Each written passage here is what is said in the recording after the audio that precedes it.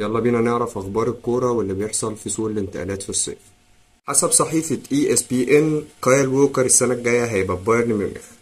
كشفت الصحيفة عن بايرن ميونخ بيحاول إن هو يتعاقد مع كايل ووكر الظهير الأيمن لمانشستر سيتي، وإدارة مانشستر سيتي موافقة، وإدارة بايرن ميونخ بتسعى إنها توصل لاتفاق مع كايل ووكر، ولسه ما تحددش أي حاجة لقيمة الصفقة.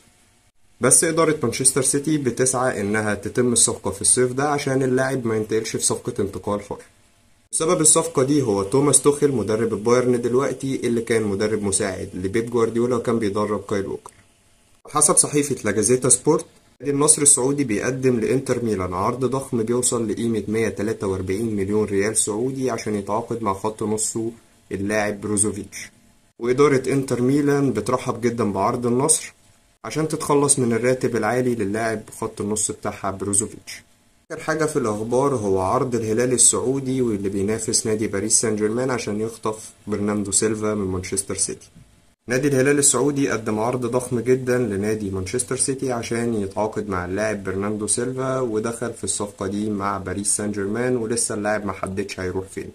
تأكيد نادي الهلال السعودي قرب يحسم صفقة كاليدو كولوبالي المدافع السنغالي. آخر أخبار الصفقات والانتقالات اللي موجودة في سيزون الصيف. خلينا نتابع ونشوف الأحداث اللي هتحصل، ولو أنت مش متابعني على الفيسبوك ما تنساش تتابعني، وأشوفك في الفيديو اللي جاي. سلام.